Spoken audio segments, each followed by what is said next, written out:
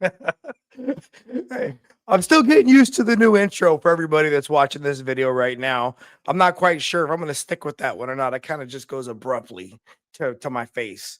Hey, everybody, welcome back to the Words from the Wise podcast. I continue to be Gary Wise. And on today's episode, we've got a very special guest. This is a shipmate of mine. I don't use that term lightly.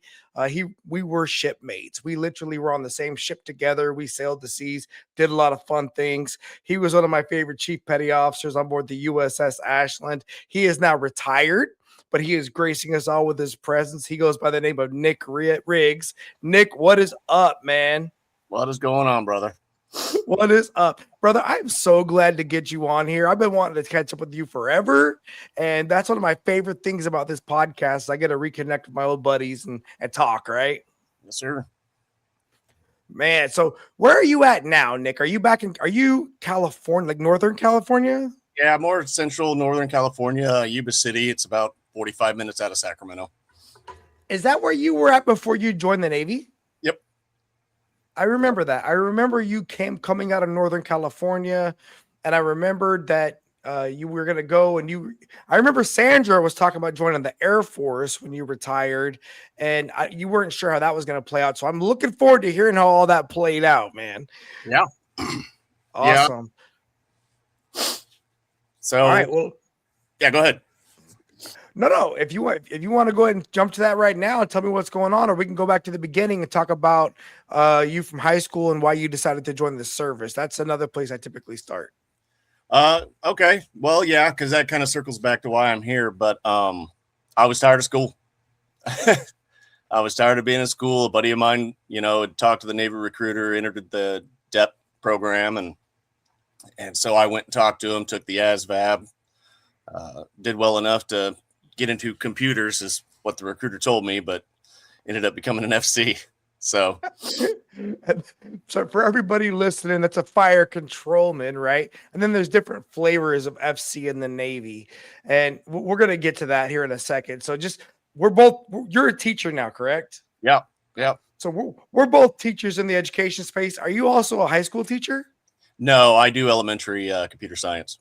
Elementary, got it. So I watch these kids in high school like try to figure out what the heck they're going to do with their life after high school. And that's one of the first questions I ask them is, do you want to go to school more, like longer? Because if you do not, then then why are we even talking about college or university or whatever it is? If you like school and you like being in the classroom, then okay, let's have that conversation. But if you don't, be honest with yourself, right? Don't put yourself in that position. Did you know that like for all of your high school like time, or was it like as a senior that you were just like, I'm done with school, man, I don't want to do this anymore? Yeah, no, I didn't know what the plan was for me as far as my early high school. I ended up like in 4 different high schools because we moved from really Northern California. And then in my senior year, I knew probably wasn't going to do college. Grades weren't, high enough, whatever, money, you name it, couldn't get a scholarship. And so, yeah, I was like, well, military is definitely an option. And when, like I said, went and talked to the recruiter and liked the guy, he was a straight shooter with me. And so ended up signing up and leaving like 2 weeks after high school. Did you just go to the Navy? That was it? And the first guy you talked to was the one, or did you talk to the other branches at all? I did talk to the Air Force because I wasn't sure as far as like requirements for like pilot stuff like that, and I was curious, and they're like, yeah, you need a degree. I was like, no, well, that's it. Yeah. Went over to the Navy side, like I said, and was talking to him about it, and I wanted to get into computers, and they had DS, which was folded into FC right before I joined, and so it's like, well, I'll go that route, and ended up not getting into computers at all. Other than no computers, but I yeah found out later. Oh no, that's RM or IT, I guess now. But right. Yeah. So when did you actually leave for boot camp? July 17th. Oh, so like right after graduation, like a month later, you were on the road. Yep.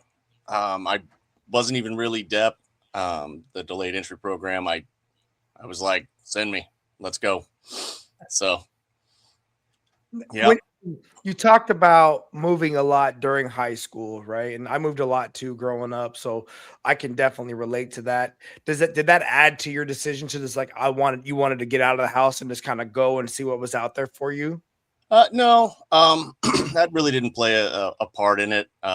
It was just, like I said, we moved from, I liked where we lived. We lived in Eureka up in Northern California. Loved it. Redwoods, cool weather. Um, and then moved down here to Yuba City and with a short stop in Rockland. And I was just like, don't know really what I want to do. And just kind of put it on cruise control and ended up at Faith Christian, which is the high school I graduated from.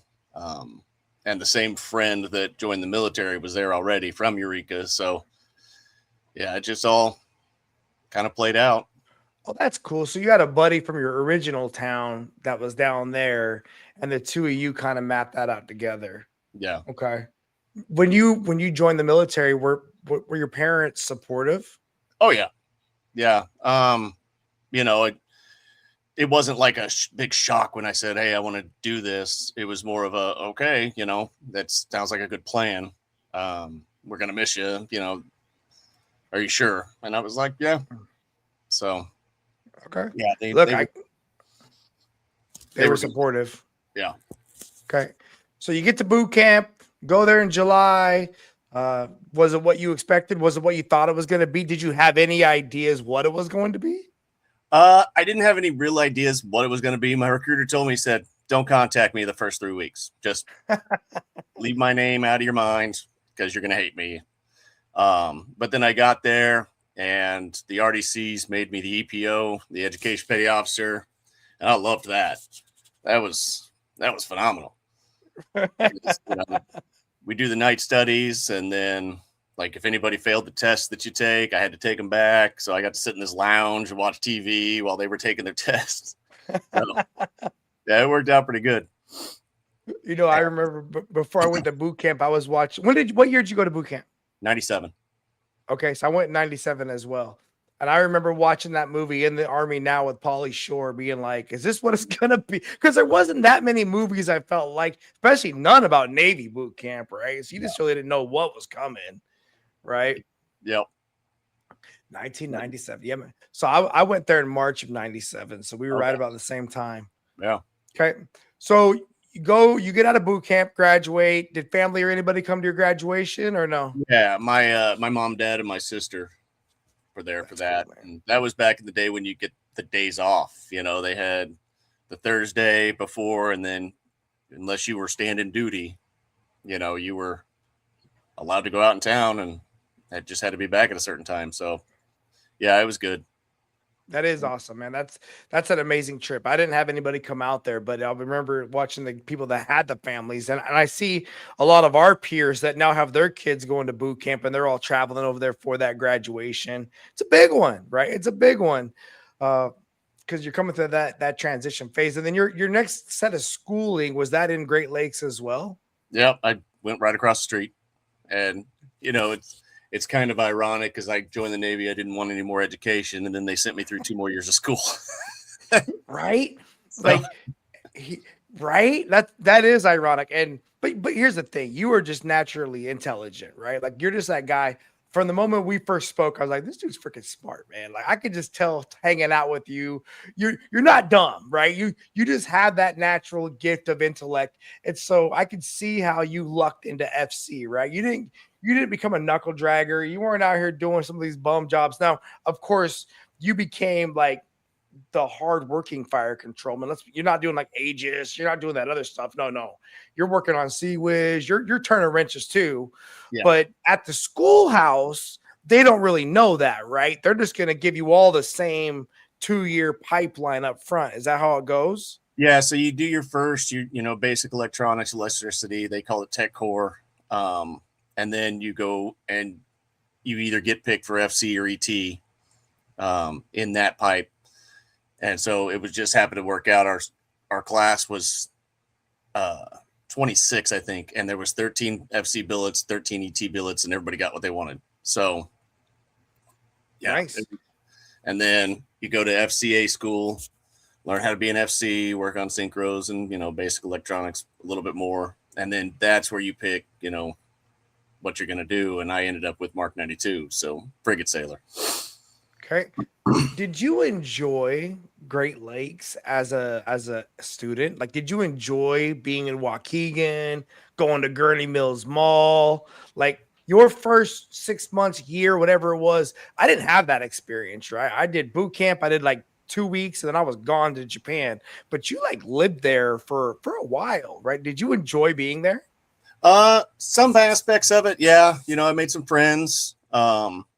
None that I still keep in contact with now, but back then, the winters was rough. Yeah. Like I remember trying to walk to the galley because I went to school from like 10 p.m. to 6 a.m. and then we'd have to march to the galley, and that's where they'd let us go.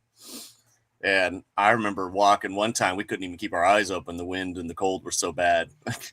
People falling all over the place. It was, but yeah, I mean, I went to the mall and did that kind of stuff, and went to Chicago like once or twice, maybe. Yeah. Mostly just sat in my barracks and played video games and, saved money. So 10 p.m. to 6 a.m. was your scheduled class time? Yep. Yeah, they had tech core, they had days, mids, and eves, and they were rolling people through there like crazy. It was just that many students pumping through at that time. Yeah, there was 4 or 5 different barracks of students just for that, and like OS and a few others. So, now, was that for how long was that schedule for? Oh, I tried to stay on it the whole time. I loved it. Okay. Because I didn't have to worry about like barracks inspections, none of that. I had a placard on my door that said, day sleeper. So I kept that as long as I could until I went over to the FC side. Okay. Yeah. It sounds like an interesting time to be in class, especially like you said in the winter. And it sounds like you never bought a car while you were there, so you were walking.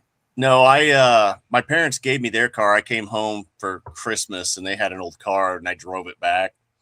And then I ended up selling it to some other classmate for like $200 so, before I left. But yeah, it was, I just, we'd cab, or other friends did have cars, we finance E1 and above cars that they bought. Yeah. So no, I mean, that's a hard place to exist, I would imagine, and especially in the winter without a vehicle, right? Especially when you're in school for as long as you would, because yours is one of the longer schools in Great Lakes, right? Yeah, I was there until between Tech Corps and FCA school. I was there until May of the next year. And when you said that Mark, what would you say? Mark 32? Is that what you said? Mark 92. Mark 92. Is that a gun? Gun and missile. Yeah. So a gun and missile. And they were only outfitted on frigates, which is what put you as being a frigate sailor. Yep. Okay. It was awesome. I loved it. And so when it came time to get orders, there wasn't that many frigates around. When did you get out of school? Like 99? Well, yeah. So I had to go to C school. So I was in Virginia for another year. So yeah, I was there in school until 99. And that's when I got orders originally to the Thatch, which was going to be in San Diego. Right. And then before I graduated, my senior chief called me in and said, "Hey, got good news and bad news." Okay. He goes, good news is you're going to Mod 6 school, which is the upgrade package for the 92. I was like, cool. He's like, bad news is it's in Japan. So I was like, that's not bad news. I'm like, yeah, let's go. Okay. So before I get to you going to Japan, how did you like Virginia compared to Great Lakes? I liked it more simply because I had more freedom. I was a C school student. I had my own room at one point. It was a shared common room. Made some good friends in class. We hung out. We were going to concerts down in Virginia Beach, and they had the 18 and over clubs there, several of them. So we'd go out and have a good time. And yeah, I enjoyed it more, but I had more freedom. Yeah, I mean, Great Lakes is still so close to boot camp. Everyone kind of treats you, I would imagine, like a recently graduated sailor. Whereas in Virginia Beach or Norfolk, no one really knows how long you've been around anywhere, right? You're just another human being you're a student. You could be a fleet returnee for all they know, right? Yeah. Okay. I see that. But no car at that point either. And now you're going to Japan. So did you buy a car in Virginia? Yeah, so I bought a little Mitsubishi pickup truck, and Okay. when I graduated, I drove it across the country back to my parents, and they kept that for a while. Every time I'd come home, I'd have it, to drive. Okay, but you had some wheels. That's good. I mean, Yeah. because you know how it is. And you go on travel somewhere, you have no vehicle. It feels like you're. So when you go to Japan, you're probably not gonna have a car for a little while, and you're back to walking everywhere. Right? Yeah. Okay, so That's the nice thing about Japan, though. okay, so I don't think I knew this about you. I don't think I knew your first ship was in Japan. Yep, I was Holy on cow! USS Gary. Up there in Yoko. Yep. Okay, Yeah, so there were the two USS. frigates. Okay, so when you went to Japan, was that your first time out of the country? Yeah, I mean, I went down to Mexico during school for a night or two, but yeah, it was my first Okay, time so overseas. was your upgrade school in San Diego? Yeah, yeah. Okay, let's talk about how is San Diego contrasted to Norfolk? You got three good options before you even hit the fleet, bro. You Yep. had Norfolk, you had Oh, I loved San Diego. Was funny because my LPO was in my class from the frigate I was going to, so I already knew my LPO. I knew like two of the other maintenance guys because they were all doing the same upgrade school. So that that is was very good. 6 weeks, I think, and yeah, we rolling around San Diego, having a great time, getting to know each other, and then they went back, and I had like 2 or 3 weeks of leave before I had to go. So That was good timing because you got the chance to get to know them on a human level before you had to be, when you get to the ship, are you already a PO3 at that point, or are you not yet a third class? yeah, I made third class before I went to the upgrade school. So Okay. push button third, filled out all So the. yeah. So coming to the ship, you're FC3 rigs, and they already know who you are, and you already have a relationship. Yep. Did they pick you up at the airport, or did you ride the blue bus down from Yoko to the base? I took the bus. They told me about it. They told me where to go to get it, before I got there. And so, yeah, I hopped on the bus, and I don't remember what time it was, but I was tired. That's a long flight. It was it's an interesting experience. Your first time going to a foreign country, especially alone, right? And you're trying to figure out. Like, of course, Yoko, you can just or Tokyo, you just follow the other Americans. They're all probably going to the same spot, right? Uh, okay, so when you got to the base that night, did you make it to the ship that night, or did you have to go like to TPU or something like that? No, I made it to the ship. One of the guys met me at the bus and took me to the ship and got me my rack and all of that, and then straight out to the haunch. So for everyone that's listening to the sound of our voice, the haunch is a sailor haven. It is, I would say, it's one of the most important places in Yokosuka, Japan. It's a lot of bars, it's a lot of little clubs, and it's really a place that a lot of the sailors go out to blow off steam and connect with the local community, right? And it's tradition, right? I actually read a story not too long ago that was talking about where are all the old haunts disappearing to, right? Like they're saying like you go to the haunch now and it's pretty empty and there's not as much going on. But back in those days, we were out there a lot, right? The haunch down in Saspo, we had Sailor Town, right? There we were, of course, there wasn't cell phones everywhere. There wasn't all kinds of electronics recording everything. Out to the haunt. And what year did you actually get to Japan? Was it like 2000? 99. 99.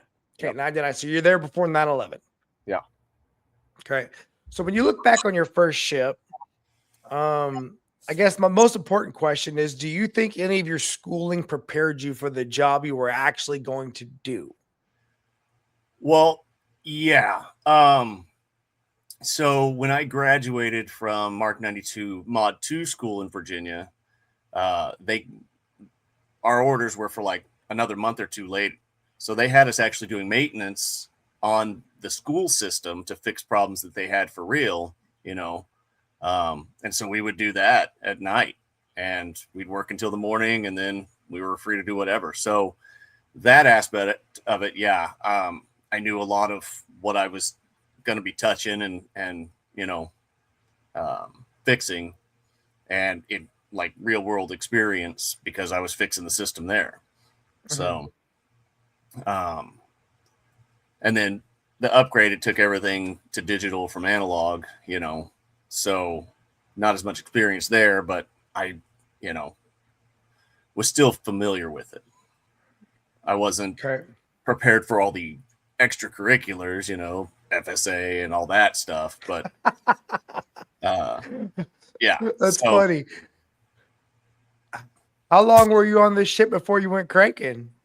Oh, I don't remember. I mean, it was probably several months, because I was a third class, you know, and so there were seamen that were going down first and whatnot, but eventually they got me. Okay. And that's always an interesting conversation, right? The FCs are always the fire controlman, especially like what you were, the fire control chief, is always trying to balance that out, right? Paying that tax while also respecting your guys' rank and all the schooling they've been through and the experience and make it that they don't typically go the same amount of time as like an E2 or an E1 would go, or did you do the full 90 days? I did the full 90 days, but I only did it once. I didn't have to go twice. Okay. And I found the trash room and was like, this is perfect. People leave me alone. I'm shredding metal and making plastic discs, set of stuff. And so that was fun. Okay. When you look back on your first ship, and it was the Gary, you said, right? Yeah. I'm trying to think if Mike Kazbowski was on that ship or not with you, because I feel like he was on the Gary at one point. He was a DC man. Did you get to meet everybody that was around the crew? Like, did you connect with all the other crew members, or not so much on your first ship? And did you just focus on your shop? No, I explored. You know, I made friends in a lot of places, and I was there because I extended on that ship twice. So yeah, I was on the Gary until 04. So when we were doing in serve, I was working down at the DC shop, helping out down there.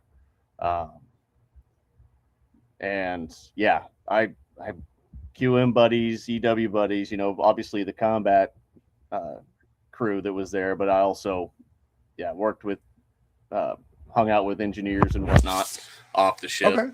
So that crew was actually really tight for a while. Okay. Yeah. Okay. Let's talk about 9/11. What was going on for you guys when 9/11 happened? Do you remember? Yeah, we were in port, and I was at the house. I lived out in town at the time with some buddies, and I rolled over that morning to, you know, get up and start the day, and my phone had exploded. You know, texts and missed calls, and I'm like, what is going on? And my LPO at the time was like, hey, you need to get to base. You know, he left a message. He's like, don't drive, get to base and get to the ship as fast as possible. And all he said was somebody bombed the Pentagon. Is actually, you know, the message I remember him leaving. I'm like, okay, this is not great. So let everybody in the house know they already knew, you know, something was up. And we all jumped on the bus down to the base. You know, we all had the passes and whatnot for the bus and the trains and everything. And I remember turning on to 16, and it was just lined with white plate cars, just illegally parked along the whole street, all the way down, all the way, I think, to like Daiei Mall. It was crazy. And then there was a line at the gate of sailors that was really, really long too. And they were, you know, going through it. Well, yeah, force protection was probably ratcheted way up high, so everybody's getting processed in ways. I mean, for our generation, that's such a pivotal moment because it changes everything about our journey, right? Like what we had in the Navy pre 9/11 and what we got after 9/11 they were not the same thing, Wow, for right? real. It just, I mean, especially in your job, because in your community, you guys dealt so much with force protection for the ship, Yeah. not just strike ability underway, not just, attacking and or defending the ship, but also like literally handguns and like force protection training team and like having to ramp up like VBSS and all these other things, right? I remember all the FCs, all the GMs were always heavily involved into those kinds of things. Now, was that a big thing in your world before 9/11 or did that all come after 9/11? It wasn't as big. I mean, I got sent to be a small arms instructor there. Um, so I was heavily into the weapons side of, because on a frigate, gunners and mates, FCs, we work like together, hand in hand. Right. So I was in VBSS. I was on the combat systems training team. I think at the time, but yeah, it definitely changed. We stood up all of our 50 cals in Port Yokosuka, and it just, they were manned 24/7. We dropped down to like port and starboard duty section for a time, and then we got word that we were headed out. Like 9/11 happened October 1st. Let's go. Okay. So you guys get sortied out of Yokosuka with the Gary and you guys deploy over to the Persian Gulf? Yeah, us, the Chancellorsville and the Kitty Hawk took off and beelined it for the Gulf. And then, it was, and we didn't have a return day. They're just like, see ya, good luck. So, Yeah, no, that was a big one, man. I'm watching the world like right now, and our Navy is so kinetic, and they're so amazing what they're doing right now, and they're just showing the world what our power can be. And truth be told, when 9/11 happened, I kind of thought it was going to be for the Navy like it is right now overseas, right? It ended up being a lot more. Well, definitely aviation perspective, but I don't think we didn't put nearly as missiles, I think, off the ships like we're doing right now. Like right now, they're just shooting missiles, like they're just freaking, they're letting them know, like, don't forget about these guys, right? yeah, But I remember just watching all the ships get underway. I was a recruiter at the time, but just you didn't know what was going to happen next, but we knew it was going to be big. Because I can only imagine what you guys were thinking going to see. How was that? So was that your first, no kidding, like deployment on board the Gary, or had you already done patrols before that? we had done a couple, I think one or two before that, because we'd go to the Gulf and do MEO ops, the maritime interdiction ops. And I think 9/11 was like the third one we did, the third deployment on the Gary. We were never gone for the full 6 months, but because we were forward deployed, but we were still gone 3, 4, 5 months. Go to the Gulf, come back. That's pretty much all we did. Yeah. For that. So when you guys get underway on that time after 9/11, how long was that one? Was that one just the 3 to 5 months, or was that one longer? No, we actually ended up coming back Christmas Day. So we left October 1st, came back Christmas Day. That's nice. Yeah. So it wasn't too long, but it was definitely more strenuous, because you never know what's going to happen. We were still doing VBSS, and now everything's a potential threat, Right. So, yeah, that was definitely a unique one. For sure. And I mean, it just shows everyone out there that's listening to our voices. The reality is, if you want a carrier strike group somewhere quickly, they still they look at the 7th Fleet carrier, Yeah. This last one where they had the Ford go zipping over there from the Caribbean to the Persian Gulf, that was pretty quick. And then right now, you look at those amphibs that are over there in Iran, those are out of Sasebo. Yeah. Right. I was talking to Pat German. He just recently retired. He was the Fibron Commodore there in Sasebo. And he was like, Gary, those are all of our ships. Like, we would have all been over there in Iran because those are the Marines they called up, right? They needed Marines over there quickly. And they just, hey, 31st MEU, get your butts over there. Yep. And there you go. And so I went to, my first time to Iraq was actually in 1998. Operation Desert Fox is what I think they called that or something like that. And it wasn't very long, but it was the Bellawood. It was, the Marines again. So that's what we do, right? You're over there in 7th Fleet. You just got to get ready to go wherever they call you. But like you said, luckily you weren't gone for, at least you didn't do an 11-month deployment like the damn Ford did. Holy crap, bro. Yeah. That was crazy. That had to have been rough. That had to have been rough. But like you said earlier, people look at our 7th Fleet rotations and they think, 3 to 5, but 3 to 5 times 2 a year, right? So you're looking at, good 8 to 10 months underway a year. It's just they break it up a little bit, which kind of does help, but then it does it wears you down. Yeah. Now, you extended twice on board the ship. Why? Did you just love it? Yeah, I loved it. I was having a great time. I love Japan, the crew, just everything. So I think my first one, I told them I'd extend if they'd send me to school for SAMI, for small arms instructor. And that's how I got that. And then the second time I just wanted to round it up because I didn't want to go back to sea on a different ship. So I figured if I do 5 years, I'll get shore duty.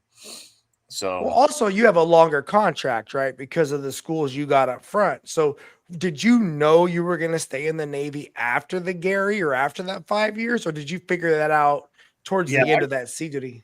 I actually re-enlisted on that ship. Got my SRB, my signed re-enlistment bonus. And so that re-enlistment would have taken me up to 9 years. So that then at that point I could make the decision, do I continue because I'm not quite halfway, or am I done? So okay.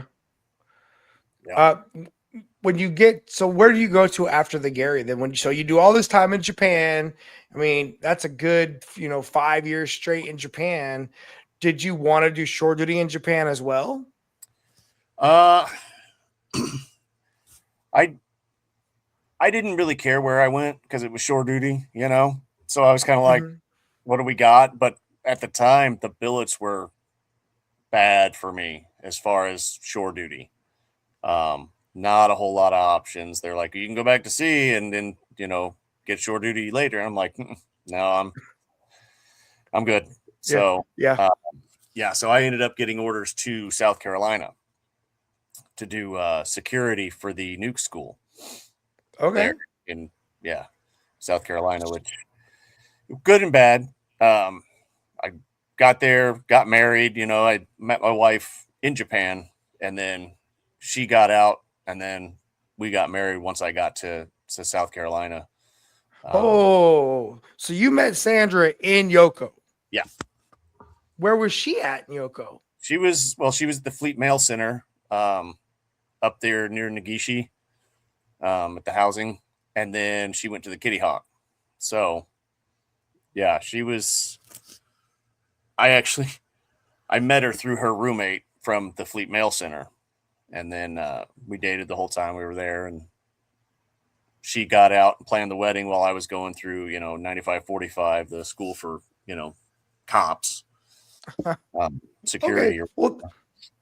Well, that makes a little more sense to me why you stuck around so long over there. I mean, you're the person you're in love with is also in the Navy, living in Japan, so you kind of have a good life, right? You guys are getting the chance to be together near each other, especially when she's on sea duty now and she's getting underway, and so it's just a little more complicated to see one another. And did she already know she was going to get out of the Navy? Like when she met you, she just knew, like, hey, I'm going to get out. Actually, no, we had conversations about it, kind of went back and forth with it, but I think ultimately it was like, all right, well, is it going to work if we're stationed somewhere else, like right. Long distance, you get stationed here, I get stationed here, that might, cause issues. And so she decided to get out and use her GI Bill. And I think we know that's the right call, right? I mean, we both know it's plenty of people that are dual mill, and none of them are at the end of their career with the same person, right? Yeah. You might be dual mill at the end of your time with a new dual mill relationship, but you didn't make it 16, 18, 20 years with that same person, man. You and I have both been with the same person the majority of our lives, but the reality was one person was the one underway, the other person was the one kind of holding down the fort, right? And that's just the reality is it's just kind of how it works. You know, I hear a lot of good ideas out there, but I've never seen any of them be effective. Right? That's it. Okay, so you went to 9545 school, and this was were the MAs built up yet, or were they still because No. So yeah, they were offering like I think it was like 2-year enlistment contracts for people to come in to be MAs. right? You know, and we had a bunch of young kids that were MAs in South Carolina at our site. But yeah, they had not been built up. So, my security stint there was FCs, STs, ITs, you name it. Yeah. We were all over the board. We had some MAs that were, older MAs that had been in MAs for a while. And then we got a bunch of like 2-year enlistment kids, and they were Yeah. like 17 carrying guns. And it was just like, this is, And no, that used to be a really important shore duty, right? Like D Seaman, part of our ladder was go be 9545 somewhere on an installation, right? And the average person would think, why would you put a D Seaman there? Because why not be a firefighter? But the reality was, we learned force protection during that tour, right? And on a ship, everyone's a firefighter. Well, everyone's also force protection. Like at the end of the day, if it's going bad on the ship, everyone needs to know how to play a role. And when the Navy got rid of that shore duty by building up this MA force, they took. I mean, there's not that many shore billets, right? They all of a sudden, all these shore duties are no longer available, yeah. right? So that was a significant culture shift in the Navy. Then, of course, you built a whole regime of sailors that don't know how to be on ships because all they do is do shore facilities, right? As MAs. Yeah. But you went there, you did base security. Now, were you doing like the land side or did you do like harbor stuff? So there's 2 reactors on that site, because they've got subs that they train the students the second half of their pipeline. And Right. so that was our job, was those reactors, protect them. Okay. And then, you had the students, they were there 24/7. I mean, studying and learning and whatnot. But yeah, our primary goal or job was the reactors first. Because if those get compromised, it's bad day. And so you and Sandra got married in South Carolina, or did you guys get married or in the route to South Carolina? Yeah, we actually got married in her hometown in Washington State. I took leave after I got checked into South Carolina, the security there. Took leave, went back to her hometown. We got married, went on our honeymoon, and then she came with me to South Carolina. Good for you. You did it right. You went back to her hometown and did it right. That's, it's I'm not going to say it's a typical sailor story, but it's pretty rich. That's pretty, good job, right? You went back home, got married, and met up with the family. Amazing stuff. So when you were in South Carolina doing the shore duty, were you happy with the Navy and did you want to continue on? Like, were you just like, all right, well, she got out, I stayed in, this is the discussion, I'm the one that's going to be doing the long haul? Was that already decided for you guys at that point? She actually told me, you will reenlist because you're not going to get out. Like, we're not playing that game. So now we're in it. I was like, okay. So yeah. I reenlisted. I don't remember if it was there or my next ship, but yeah. And decided, all right, we're going to do 20. And I was an E5 at the time. I was an FC2 when I was in security, which security did not help me at all as far as my career, because I was completely out of rate. I'm not great at tests. Like, you put a piece of paper with writing in front of me, I'm like, can I just go fix something and show that I can do this? Because it's horrible. So yeah, I left the Gary in E5, and I was there shore duty 3 years, E5. And then I mean, but that schedule's tough too, right? Were they doing that 3-2-2-3 schedule thing with the security? Yeah, that's a horrible schedule, man. Like, people, they love it, but I just couldn't. I hated it when I was a CMC for the base, and my kids are always upset because they're on the guard on the gate for all these hours, 12 on, 12 off crap. didn't make sense to me. So that's a tough schedule to be on for 3 years out of rate. Yeah. Yeah, especially newlywed, and I'm working, 5 p.m. to 5 a.m. and she's home by herself. And yeah, it was a struggle. There was some tough times early on. I bet. But I also can relate to her saying you were going to stay in it. Erica was the same way, right? When we first got together, she was just like, you should like the Navy a lot more. And I was like, I hate it. She's like, no, you should like the Navy a lot more. And I was like, fine. All right. You don't got to do it, but fine. I mean, she wasn't wrong, but it was hard, right? It wasn't an easy path, right? And I don't think everybody really understands that, right? They don't understand how much energy it takes to be okay, right? Yeah. It's hard. So you guys are leaving South Carolina. Optimistically, do you have any ideas where you guys want to go next? You guys want to go back to Japan? We talked about Japan, but it's funny. So one of the guys that was on the ship with me in Japan, I picked him up from the airport, took him to the ship. We got really close, friendship wise. And he called me up and he's like, hey, I just finished my shore tour. I'm going to Florida, I'm going to Jacksonville and on a frigate. I was like, cool, stop by. Because we were in South Carolina. I'm like, stop by before you go, because I'd never met his wife. They got married after he transferred.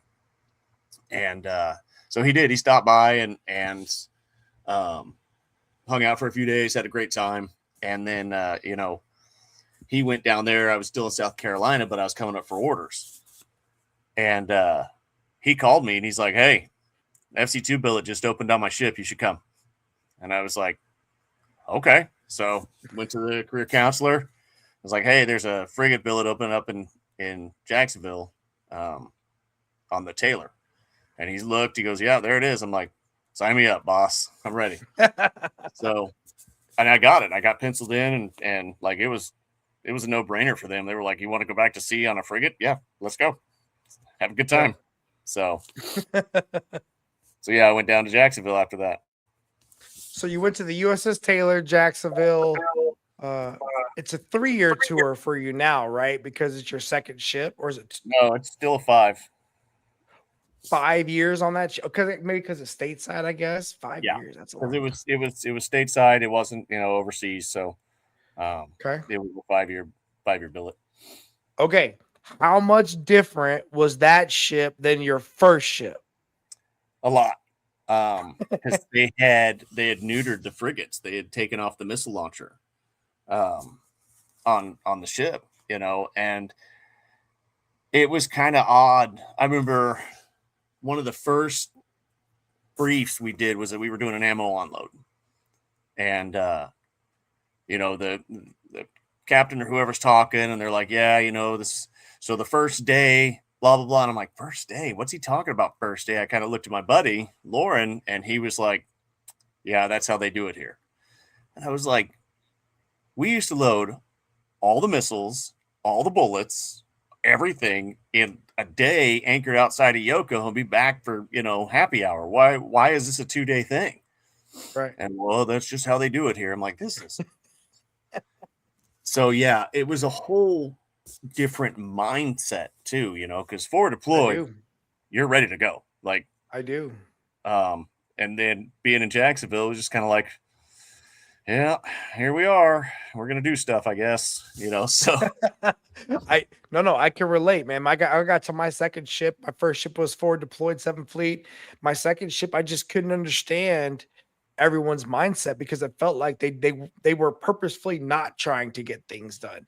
And it wasn't like we were always super motivated workers in Japan. It was just like we got the job done so we could go do other things. Yeah. They were like, I was in San Diego and everyone's like, dude, we're going to get off no matter what. Don't worry about it. And it was just like, what? But because in the States, literally people just go their own way. In Japan, we're all together always, and we don't care if we ever go home, right? Yeah. Yeah. And you have to be ready to roll at any time too. So it's like get stuff done so we can have at least some freedom because you might not get some tomorrow. Yeah, for sure. And then you said they removed the missile launchers off the frigates. Was that because they were phasing the frigates out at that point? Yeah. Yeah. It was just, all the destroyers, cruisers had SM2s, SM3s. We had SM1s. There was no real budget, I guess, for them. And they were just phasing them all out, and they were going to retire the frigates anyway. So they cut them off and put on a 20 millimeter, 25 millimeter chain gun up there.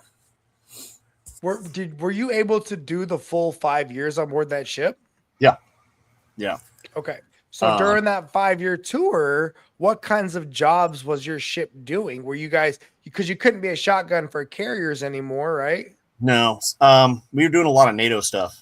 So we'd go and do the SNIGM, the Standing NATO Maritime Group 1 deployments over in the Med. Okay. We were supposed to do, the South tour, the drug, anti-drug, and we never ended up doing one. But yeah, we deployed to the Med like 2 or 3 times while I was there. Okay. And So deployed to the Med 2 or 3. Yeah. So 5 years. 5 years on board that ship. Looking at past that 5 years, because you loved the Gary, right? Yeah. Did you love the Taylor at the end of that 5 years, or were you just like at some point it was just got old and you didn't like it anymore?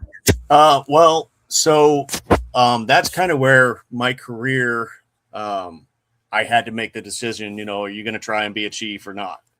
Because I got there as a second class. And then Lauren, my buddy, he was the first class, and he was my LPO. And so anytime anything came up, job wise, any sort of thing, he was like, "Riggs will do it," and I'm like, "No." But then yeah, that was kind of where that was the pivot for me. Had a really good CMC.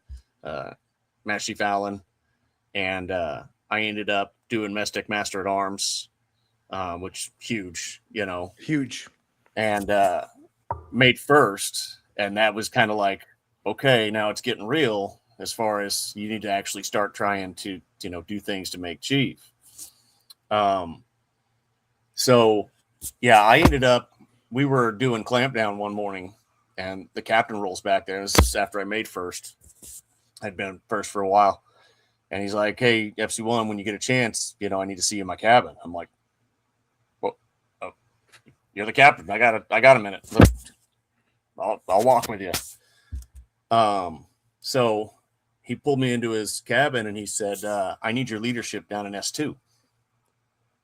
And I was like, "What, like Mestic Master at Arms again?" He's like, "No, as in the LPO of S2." And I'm like, I'm an FC. I don't know anything about cooks, So I said, "Okay, when do you want me down there?" He goes, "They're expecting you." Does my division know? He goes, "No, I'll let them know in a bit, but they need you down there now."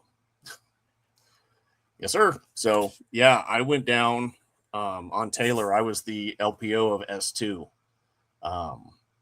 and their CS1 had cross-rated from an aviation rate, and so for whatever reason, he wasn't getting the job done. But I think it was more of a lack of experience than anything else, because he wasn't a cook, but he was now running all of them.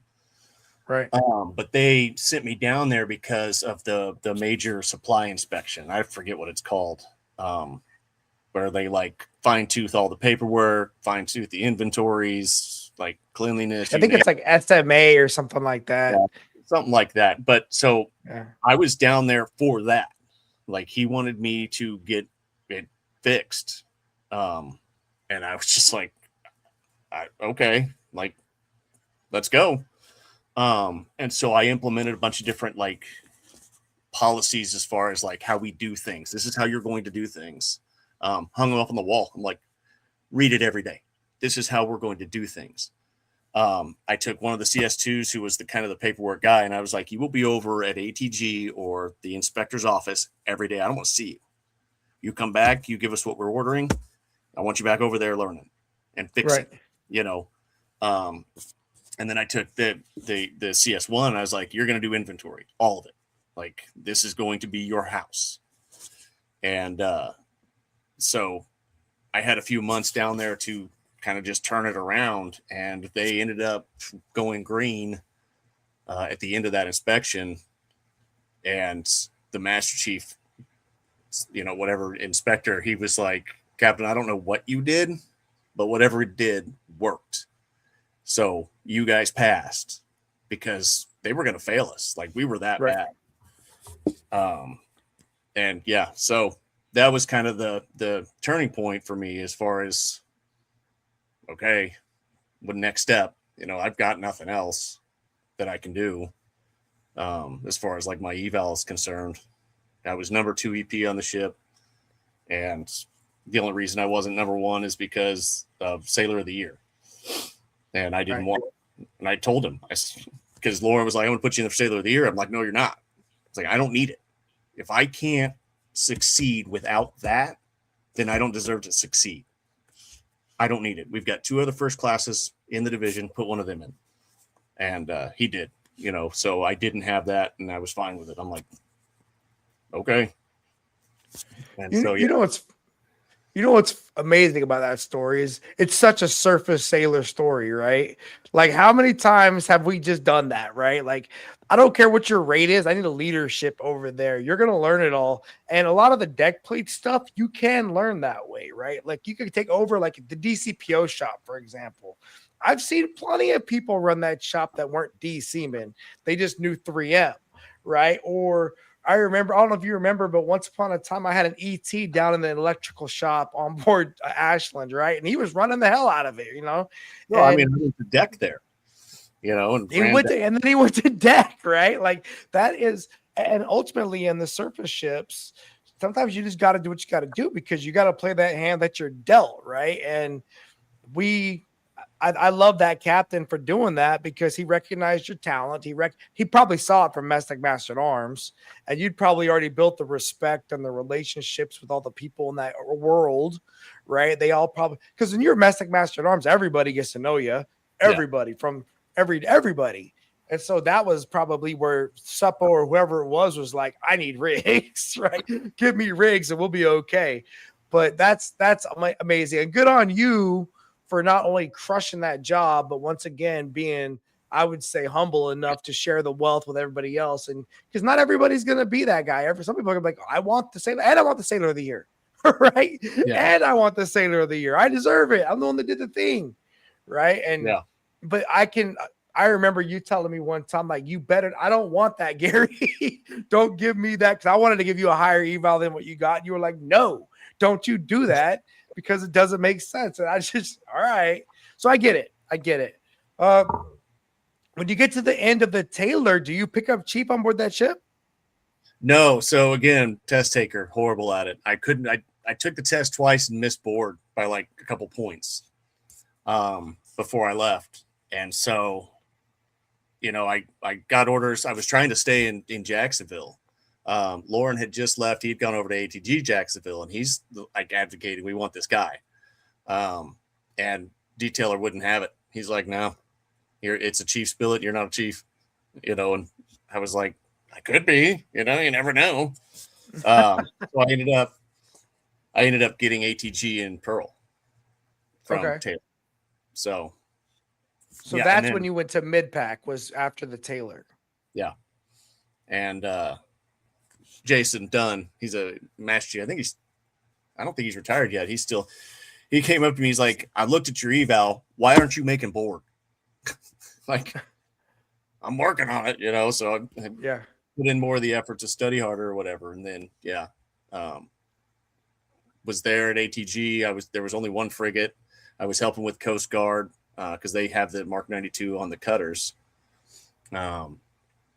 Took the exam and made board, and I was like, finally. And so that was exciting, because I'm like, at least I made it this time. I made board. I'm not expecting a ticket, but I got to go to the dance somehow. Hey, let's back up real quick. Was your oldest son born in Jacksonville? Yeah. As a matter of fact, the XO let me leave early enough to see him born. So like they let me leave a little early, because I was like, I don't want to miss the birth of my first child because I'm sitting off the coast of Africa. Like that would suck. Yeah. I had to fight for it because we didn't have a chief at the time. Right. I was if I needed anything from the mess, I had to go to the ETC and be like, hey, I need help because I had 3 first classes and a bunch of seconds and thirds, and so yeah, they let me go early. I had to do the whole through Djibouti and that whole nightmare of a trip, and then I made it back a few days before Justin was born. Okay. So you made it back. Your son was born in Jacksonville. And then you guys get orders to Hawaii. So now here you are. You guys have a young child and you're moving from the East Coast to freaking Hawaii, right? Which it's not an easy travel day, right? Mhm. And sometimes I highlight this because sometimes our Navy doesn't always think about how to take care of families, right? And it's like we got an infant and now we're moving to Hawaii and we could do better, right? They could do better. But anyway, were you guys excited about Hawaii? Yeah. Okay. I mean, I think we were just kind of like, we wanted to stay in Jacksonville. We had friends there, we had a house that we had to end up short selling and losing our shorts on that one. Mm-hmm. So, Justin was born, my mom came out to help, and then she flew back with Sandra back to California. And I finished up the last of the packing, and then I grabbed the dogs and drove across to California. And, Right. got my car with my parents, and then we were there for a week or so. And then I had to go to school because you have to go to instructor school. Yep. So it was in Hawaii, which was great. So I went there and I met one of the senior chiefs that was going to be at ATG with me, and she was great. And she walked over to the ATG building. She's like, come on, you're coming with me. So I met, a bunch of the office before I even got to ATG, and was living on my buddy's boat. He lived there right by Fort Island. They have a military marina, and just crashed there because RIMPAC was going on. Like trying to get a hotel was not happening, even with orders. Like they're like, sorry, nothing we could do. So you got to Japan ahead of Sandra then and your baby. And were you able to get housing secured for them before they got there? Or did you have to wait till she got there to get like all that going? No, I was able to get it beforehand. Good. Yeah, and not a huge house, but that was fine. It was on base, it was short trip to work. And then, yeah, so I don't remember if I moved. I don't think I moved in until she got there. But we also had the dogs, which taking them to Hawaii is a nightmare. You have to have all the blood work, all the stuff done prior to, or they won't let them on the island. And they'll keep them in quarantine, which is like a $200 a day thing. Right. So, yeah. Got the family over there, got to ATG, and then started doing ATG things. Now with the ATG in Hawaii, they're like combined with like that surface group mid pack, right? Aren't they like in the same? Aren't they the same? Like very, very closely connected. Yeah. Yeah. There's several different little entities, but you got ATG mid pack, and then you've got a few other assessment type schools and combat system schools and whatnot that are all there. But I mean, we're 150 chiefs deep, in that building, because we're doing the whole assessments for all the ships over there. So we operated on our own as far as ATG. Okay. Did you find your? Because I did ATG as well, and I got underway all the dang time. Did you find yourself going to sea a lot, like often? Not often, but I'd go. So when I had to do the assessments on the one frigate, because I was the only 92 guy at ATG, and I'd have to get underway with them. I had to fly out to I think it's the Ford. Yeah, fly out to the Ford and then helicopter over to the frigate so they could do an assessment and then back. But yeah, I didn't get underway a lot. because I would help with like when they were doing their part of their training cycle. I'd help with CWIS, you know, because I had experience in it. I wasn't a CWIS tech, but I shadowed the CWIS tech guys at ATG who were both transferring, and you know, so I do that. And then, yeah, so not a lot of underway time, but I did have it, you know. But a lot of times they'd pull us up close to shore, and our fast boats would come out and get us, take us home. Yeah. No, it was the same thing for us in San Diego, man. We were close enough and we were done for the day, or they weren't doing good enough anyway. We would just call out the boat, come get us, and we'd head on in and call it a day. Or like we would help out other teams, right? Yeah. Like you could get qualified, like you could learn 3M or you could learn force protection or whatever it was. And as long as you had that instructor school and then that local ATG blessing to be a team member, right? Anybody could be a team member pretty much, as long the team leader was the one that really counted the most. Now, in your role, were you ever able to be a team lead? No. So I actually went a different route. So I made board, I made chief first time, you know, right a few months after I got there. Right. And then, you know, they decommissioned the other frigate. So other than Coast Guard, I didn't really have a job. So I ended up working as the scheduler, one of the schedulers, you know. Yeah, that makes sense. I'm not surprised. Yeah. So it worked out great. The senior chief was the lead scheduler, and then I was the secondary. And I would just, you know, make sure it all fit together, and then go assess as, you know, necessary, but mostly worked in the office. Man, how cool was that to go through Chief's initiation on freaking in Pearl Harbor? It was awesome. It was like, rough, but it was awesome. Because I got to do like the Legacy Academy. I got to live on the Missouri for a week. Yeah. And that was phenomenal. Had a great time doing that. Slept on board, ate on board, hung out with a bunch of chiefs that were also there. And it wasn't the typical, you know, season at that point, because they were like, we're not doing any of that. We're just going to educate you, talk with you, you know, learn from you, you know, teach you stuff. And one of the coolest things is you had to stand watch on the Missouri at night. So everybody, all the students in Legacy Academy had to stand watch. And I had like midnight to 2 a.m. And I walked all over that ship. They're like, authorized personnel only. I'm like, that's me. I'm on watch. Take the chain, go. Yeah. Yeah, that was a blast. So, but, you know, on the flip side of that, then there's 200 chiefs that you're, you know, every single time you have a meeting, there's 100 chiefs.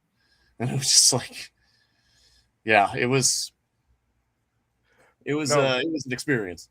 Pearl Harbor is an amazing place for Navy chiefs, and I will tell you that I've been blessed. I've been Virginia. I've done it in San Diego. I've done it overseas. I've never done a chief's initiation of Pearl Harbor, but I've heard the stories about it. Right, and I'm sure it was an amazing place to go through the process. What year did you pick up chief?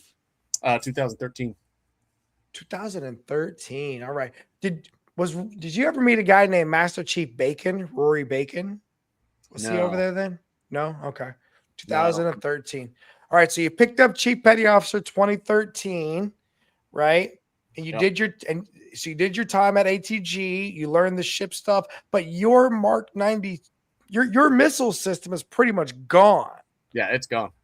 So what do you do as a sailor in order to get orders going forward? Do you have to go back to a whole new sea school to get another missile system?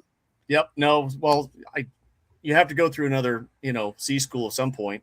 A lot of us conventional guys will go to like Mark 160, the gun system on destroyers. I ended up doing SSDS.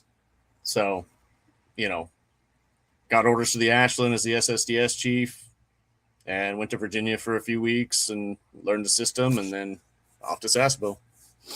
So when you got the orders to go to Vegas or Sasebo, right? Did you guys want to go back to Japan? Yeah.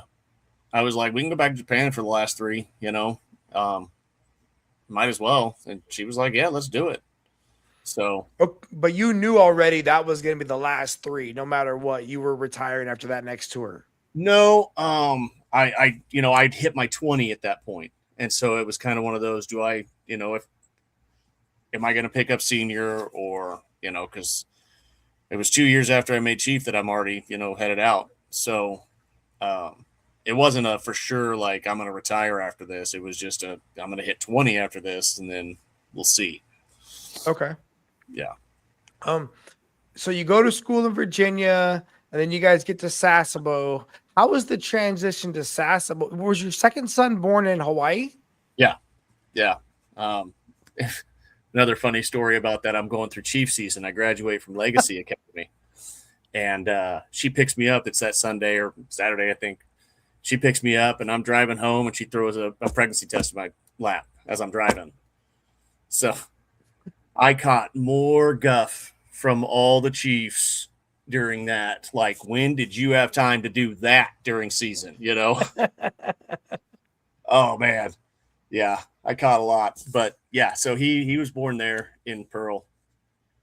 Okay. And yeah, he was a year old when we went to Sasebo. So when you guys got to Sasebo, just initial reaction, how much different was that transition than Yoko or Hawaii? Was it a smoother transition? Was it more complicated? Because Sasebo it's nowhere near as big as either one of those places, right? Yeah. The actually transition was easier than Hawaii, just because there weren't as many hoops to. Oh, you hear me? Yep. Okay. There you go. Yeah. It was easier than Hawaii because there weren't as many hoops to jump through. We had done it before, we transferred plenty of times. So the dogs were easy, we brought the dogs. We had an idea about the, getting a ride from Fukuoka down, so we knew what to expect there. I knew it was going to be a long day. So yeah, it was easier than trying to do the Hawaii thing with a newborn, first kid. Got to quarantine the dogs, send all this paperwork, like get the car, weeks later because it comes by ship, So yeah, Sasebo was easier, I think. And you guys got housing pretty quickly out there in Hario? Yeah. Yeah, it was not long. I remember you were always telling me that you lived like right behind Hostenbosch, and you were always like, I could watch the fireworks. We always walked down to Hostenbosch. I just remember you always telling me about Hostenbosch and being like in that freedom. Yeah. Yeah, I love that. And the kids loved it, so it was nice. Okay. So when did you actually get to Ashland? Do you remember? 2015. I don't remember what month. Yeah, I don't remember what month. I just know it was 15. But it had to have been after summer because I was in Virginia and it was nice weather. But it was also kind of just a blur of dealing with C school and, but I don't remember what month, but I know it was 2015 because, I had a 3-year billet, 15 to 18. That'd take me over 20. Yeah. So now here you are. You've had 2 frigates under your belt, 5 years on each one of them. You have all that. You had the ATG time where you got the chance to get underway and see Coast Guard, plus get to know all these other people with experience, right? You've got all these years of experience. Now you're getting to go to a ship. I'm curious to know what was your first impression of Ashland when you got there?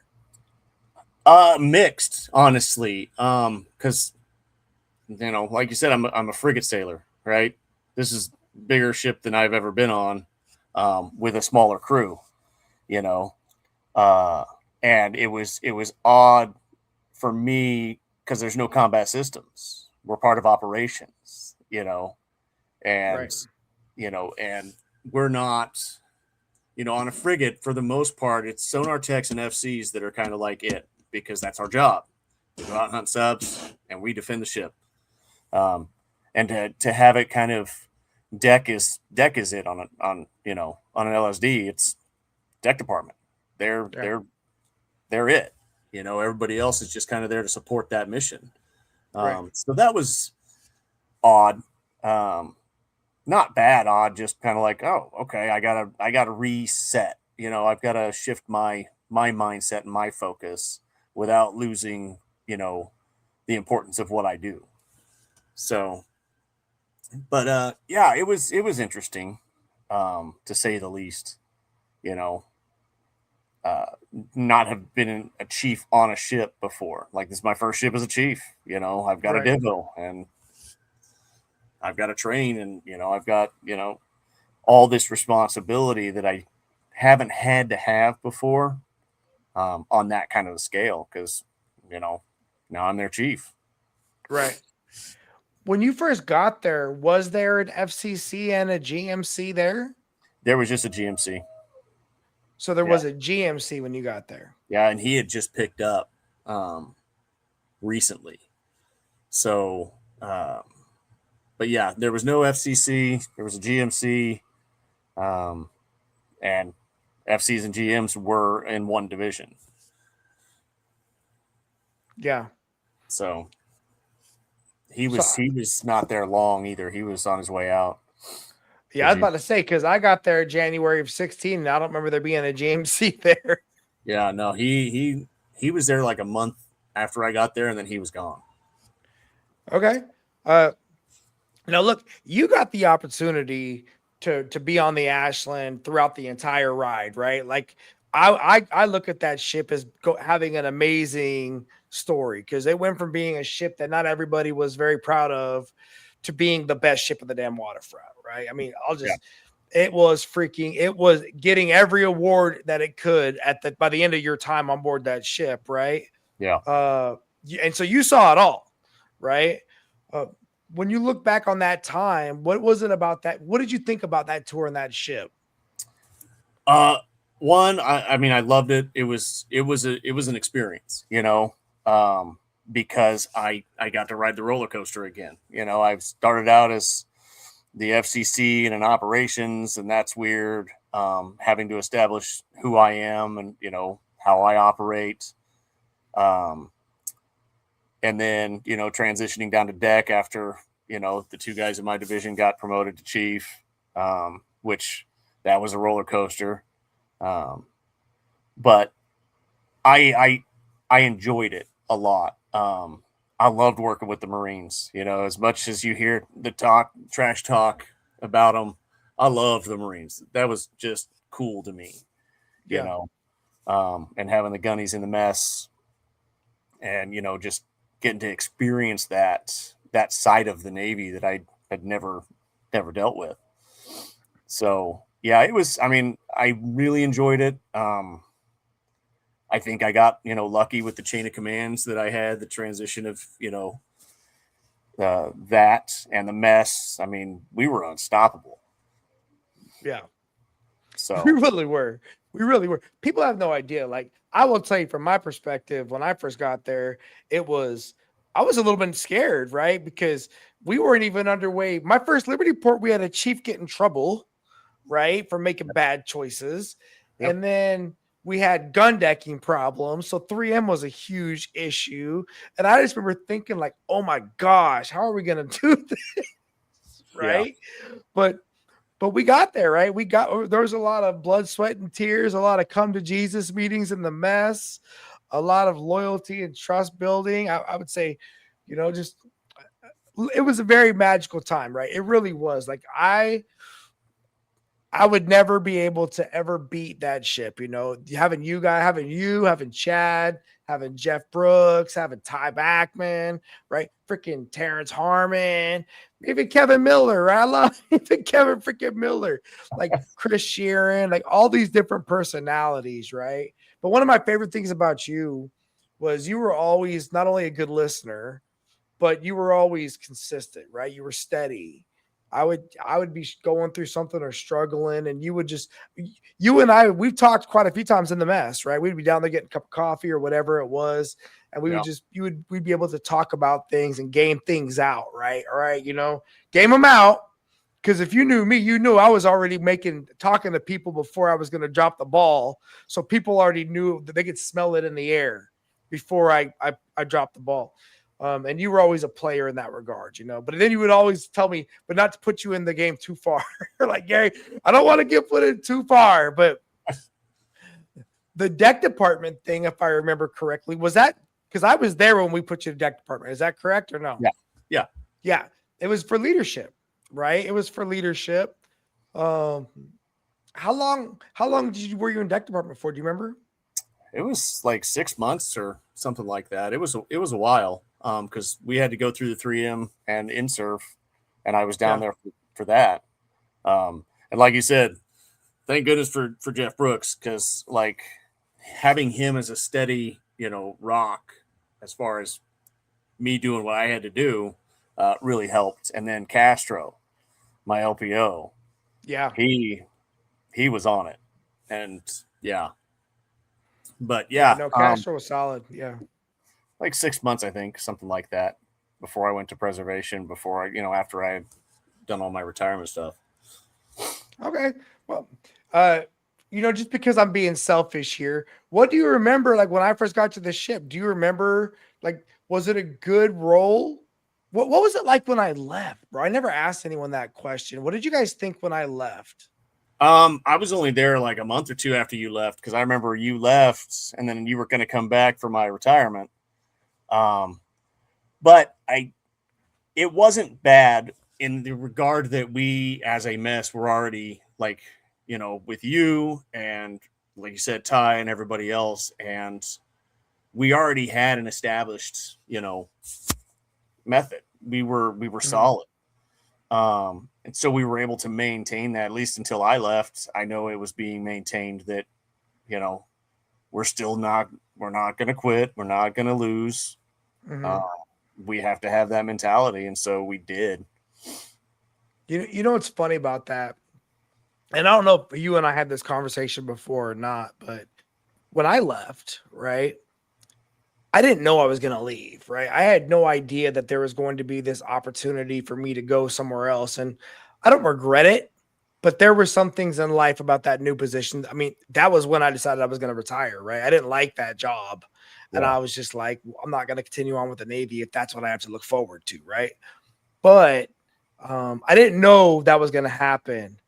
But I had met an incoming leader to the command that I didn't think I was going to mesh well with. Right. So that was a concern for me personally, because I was like, I don't know if me and this guy are going to get along. Yeah. Right. That was a concern. Right. And it was just over a night of drinking out in some spot. Right. And I was just like, that's going to be a problem. I got a feeling. And then that was really that meeting that person. I let the universe know, like, hey, I would not be upset if there was an opportunity for me to go somewhere else. Because the other thing was I felt like my job there was done. Yeah. Right. Like I felt like I had a lot of blood on my hands. I felt like from that 2 years, right? Like it was bloody getting from where we were to where we were going to be. And it is exhausting. And I felt like, okay, we're doing really good. I'm kind of bored now. Like I need to stay out of everybody's way and let everyone keep working. And then all of a sudden, just one day, knock, knock, knock. You want to come take this job? And it was just like, all right, universe, I'll go for the ride. Now, I always felt heartbroken though that I wasn't there for like the in-serve, right? Because that was our, remember that we're gonna do good at LOA. We're gonna win the freaking NA. That was like one of our mantras, right? And we did that. Yeah. Right. We did really good at LOA. We won the freaking NA.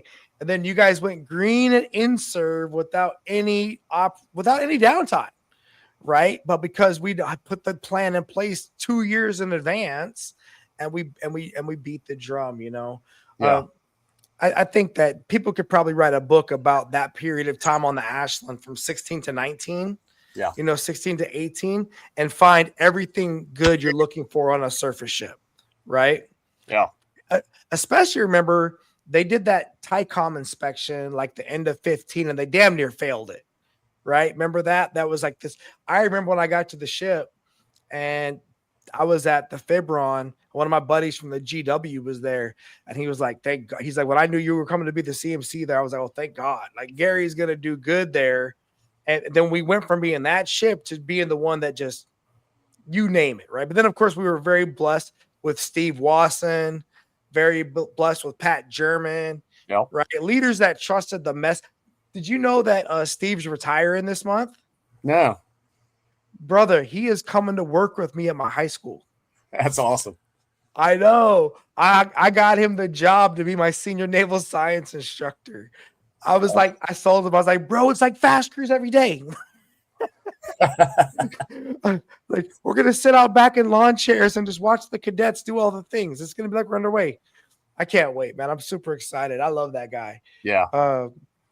Him and I Pat. know both of them. Yeah. Both Pat lives about an hour southeast of me now. He just retired about 3-4 months ago. Yeah, I saw that. Yeah, he's in the area. And last time you and I was in the same place was I came to town for your retirement and for the change of command. Yeah. Right. And so I did the watch, I think it was at your retirement. Yep. And then we did Pat and Steve's change of command, like in the wardroom, because it was like a typhoon that weekend or something like that. Oh man. Yeah. Okay, so when you look at Ashland, for as great as it was, right? You still were like, because I remember you told me, you're like, I do not want to make Senior Chief Gary. I'm getting out of the Navy. You were always consistent for that. Yeah. How was that retirement transition for you? It was unexpected. Because we kind of had our plan, and be honest, God had a different plan. Simple as that. Like, we weren't planning on Yuba City at all. We were going to plan on like maybe Oregon and kind of be in between the two grandparents. And that didn't happen. We're down in Yuba City now. So, but yeah, so she got a really good job. She started working in medical because she's, she got her medical administration, and then ended up getting a better job with the company that my dad works for, is Power Company. So that's where she's at now, and she's killing it, And then, so I retired. We came down here, got my kids enrolled in school, and I was like, well, I got to do something. So pulled out the GI Bill and started getting my degree in cybersecurity online, so I could be home, take care of the boy who wasn't in school yet, go pick the other one up, just have that freedom.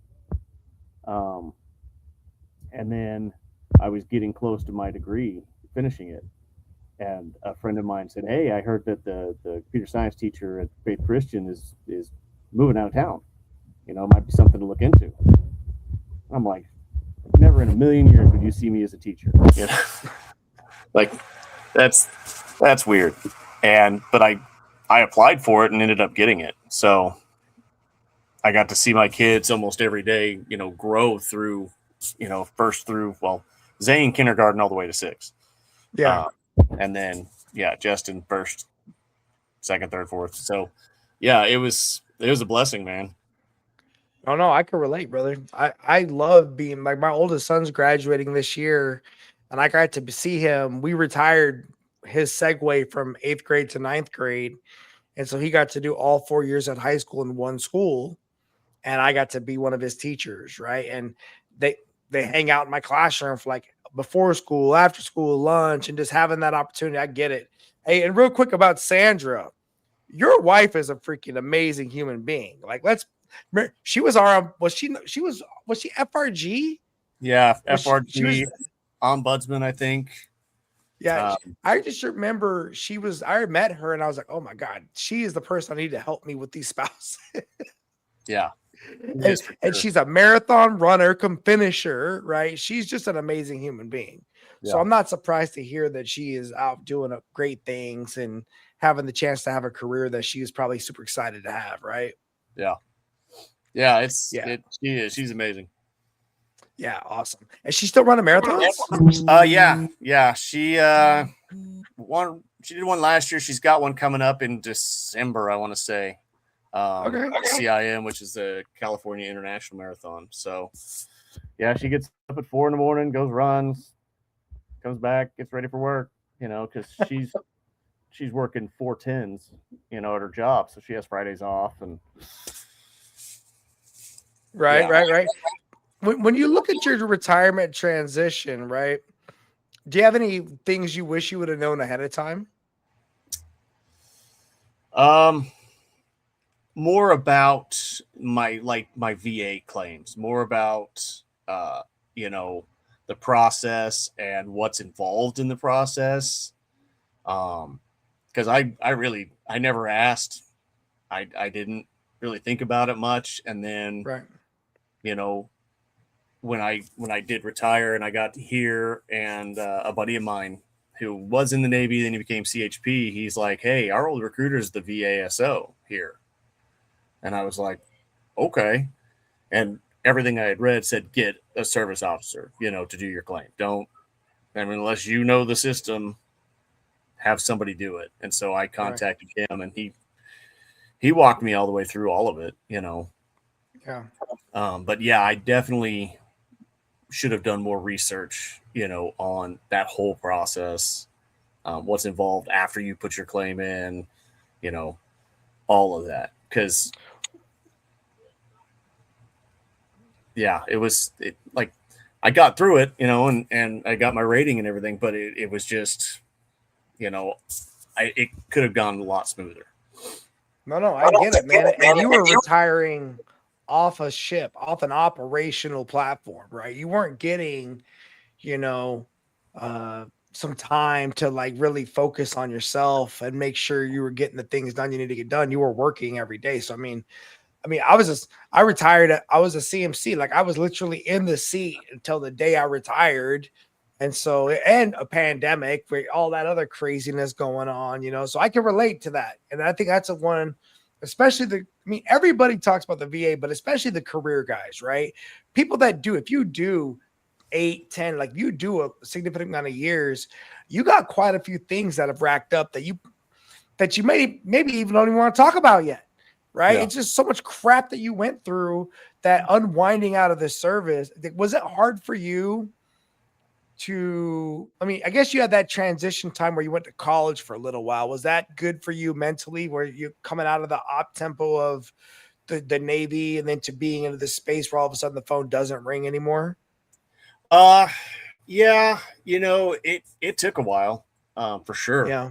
Um, and there's still, I can still see aspects of, my career for 21 years, today that I do for whatever reason. Um, but I came to the realization when I retired that I had been in the Navy longer than I had been out of it, because I joined at 18 and I did 21 Yep. years. So I knew more. I can speak fluent sailor, but civilian is kind of just different. Yeah. And there's the aspect of being a chief and I'm in charge. This is what's going on. To I'm not that guy anymore as far as that role. Right. Still a chief, but civilians in Yuba City don't know what that is. And Right. so it's kind of one of those, you just kind of have to figure it out at that point, like that command presence and whatnot. People just at some point, you even they might see it as like aggression, and you're just, no, I'm just here. I'm just, this is who I am. Yeah. So that was a challenge, I think, for a while. And like the feeling weird about certain things, like not shaving. Yeah. Well, and it gets real lonely real quick, right? Like Yeah. you go from having all these built-in best friends, or at least built-in adult conversational partners, right, to all of a sudden nobody. And as much as I love my wife, it's just like I would spend more time away from home than I did at home, right? And then all of a sudden I'm home all the time. I almost died on terminal leave because I went off all my medications. I'm like, screw it. I'm out of the Navy now. I don't need none of this crap anymore. I'm healed. Right. And I was flying wild, doing all these things I didn't need to be doing. And I fell through the roof of my garage. Right. And God said, sit down, like sit down and get back on your medications and look in the mirror and start to realize that you got to figure out, who you are, because I needed that time to sit down and think about life, right? And I think that it's a process. I think for me, the other thing is I'm very fortunate with the career that I chose for my second career. It's very much aligned with what I did in the Navy, right? They call me Master Chief. Everybody expects, like you said, people expect me to be aggressive, right? Like if I'm not being like stern, they're like, what's wrong with him? He's supposed to be mean, right? The teachers Yeah. call me to get my guys in trouble. They're like, and I'm almost like the dad, like, hey, I'm gonna hit my leg and I want you to scream real loud, right? Because they think I'm gonna be getting mad at my students. But the reality is I'm pretty good with all my students, right? But I'll give them a good talking to, no problem, right? Why are you making me look bad? What the hell, right? Yeah. Yeah. It's funny because I tell them, I said, you don't want, my students are second grade through sixth grade, they're young. Yeah. But especially like the fifth and sixth graders, they get a little rambunctious, and I'll be like, you do not want to hear my chief voice. You won't like it. Nobody will like it. I'll be fine. You're going to regret it. So let's bring it down, and I've pulled it out one time. Like I went in, they were just being kids, but they were unruly enough that I had said enough times, hey, let's bring it down, whatever. Finally, one day I just stood up and was like, listen. And the way the tone, the inflection, the volume, everything, every single kid went like, who's this? Yeah. And I was like, now that I have your attention. But it's very rare. That is, but you were never the kind of guy to raise your voice, right? You were never. I mean, I'm known for being energized and a little bit loud speaker, and like I have bad hearing. That's my story, and I'm sticking to it, right? I don't hear how loud I am, but you were always very, very. But your eyes, you would lock eyes, like, and it was like, okay, I'm listening to Nick right now, right? Like he's got something to tell me that I need to hear. Oh man, brother, we are to the end of this thing. I'm going to ask you some rapid fire questions and we're going to wrap it up. How's that sound to you? Sounds good. My guy. Okay. My first question is, and I'm going to do a little bit off the cuff here. When you look back on your time in the military, what was your favorite command? Well, honestly, it'd be between the Gary and the Ashland. Okay. Yeah. They both were unique, and they both had really good attributes as far as, like, for the Ashland, it was the mess and our ability to do what we had to do.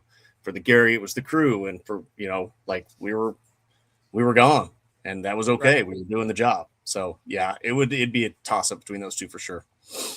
That's pretty cool. Those are your bookends, right? Those are your first command and your last command. Those are good to have. Yeah. All right. Next one. It's Saturday night. We're in the mess. They're making pizza and wings. Which one are you looking forward to, the pizza or the wings? Pizza. Okay. I got to get someone to go to the berthing for berthing cleaners or someone to go to the working party. Which one do you want? Working party. Working party. Okay. Looking back on Ashland, do you remember any specific time that just was the most dynamic? Like there was this one thing that happened. You were like, oh my God, this was a big moment on Ashland. One of the things that stood out, I mean, obviously all the inspections, all the stuff we crushed, but when we lost steering during that unrep, I think you were there still, and we started drifting right into the USNS, and it was just like we're on the 1MC. Like I was just there. I wasn't a part of any of the unrep stuff, but I was outside, and over the 1MC, you hear aft steering, take control, like the panic in that voice. And got control back, did our breakaway or whatever. But yeah, that moment, that was when it's like, this is real, like as much stuff as I've done, that could have been bad. Yeah. Yeah. I actually don't think I was there for that. I think I heard about that when I was up at 7th Fleet. Yeah. And I think they were talking about that, but the talking about it at that level was, but they did everything right.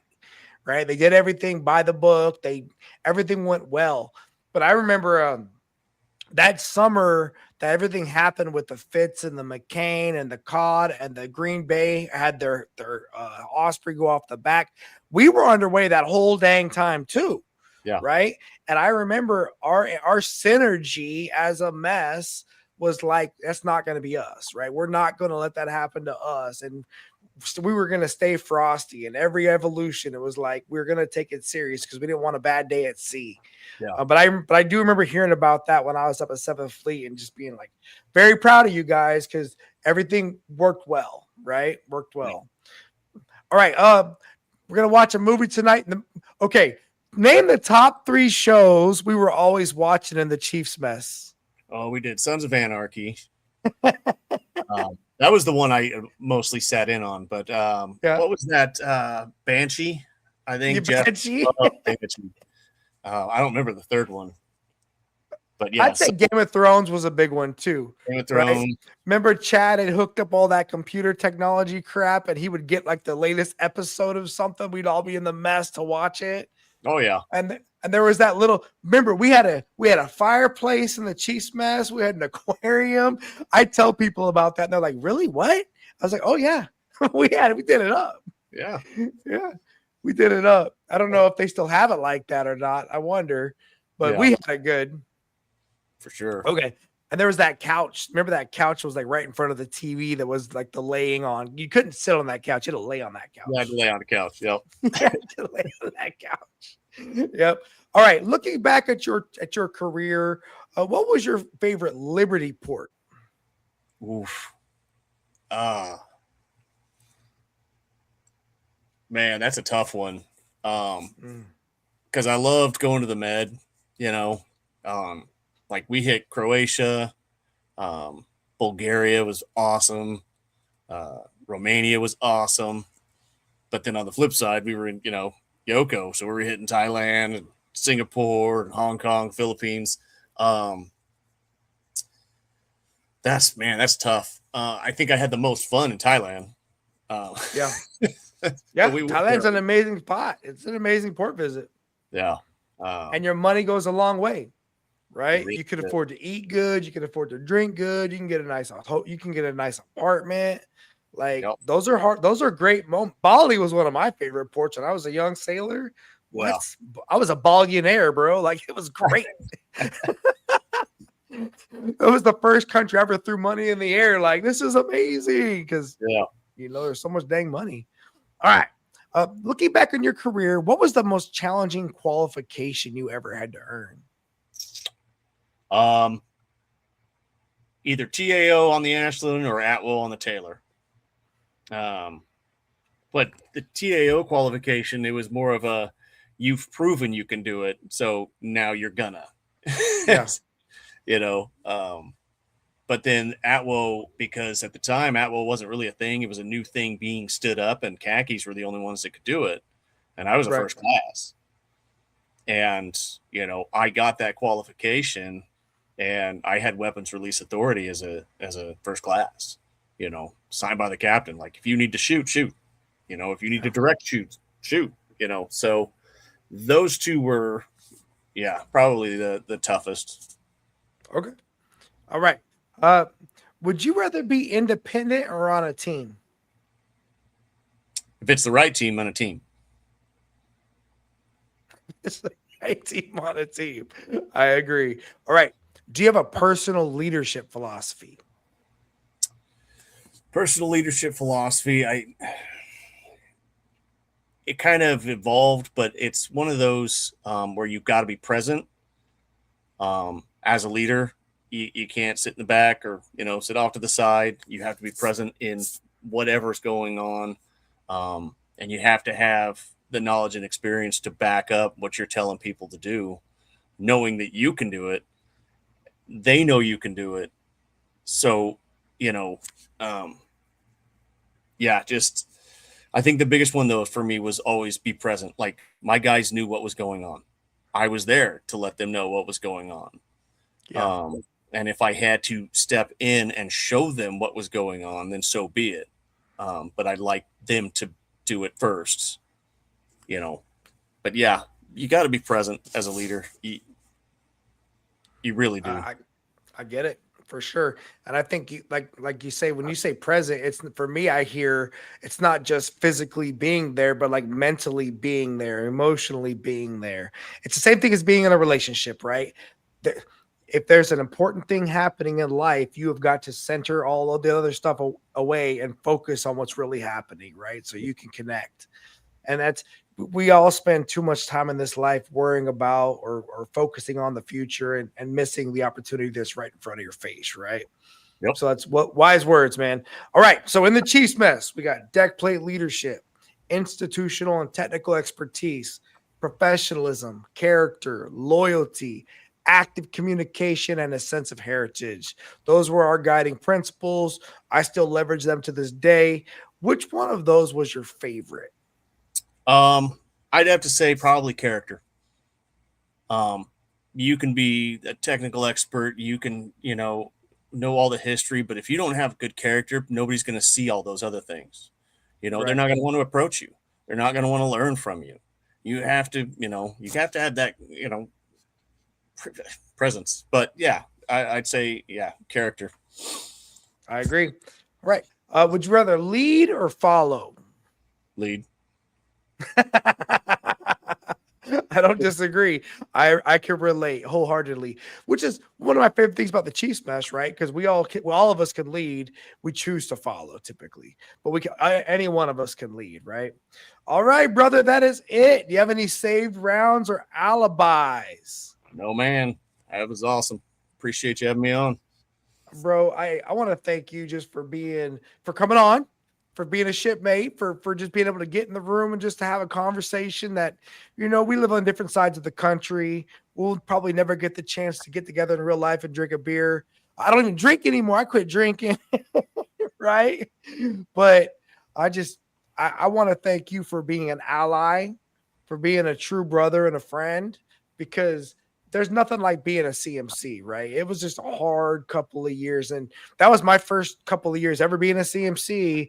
And it was tough. And you were always somebody I could depend upon. And it really means a lot that you took the time to share your story with the listeners. So thank you, bro. You're very welcome. All right. All right, brother. I appreciate you. All right, everybody. If you like the sound of our voices, you like this kind of content, do me a favor, like, subscribe, and make sure you follow the Words from the Wise podcast. All right, bro. It's good seeing you. I'll see you later, bro. Later, bye, brother. everybody.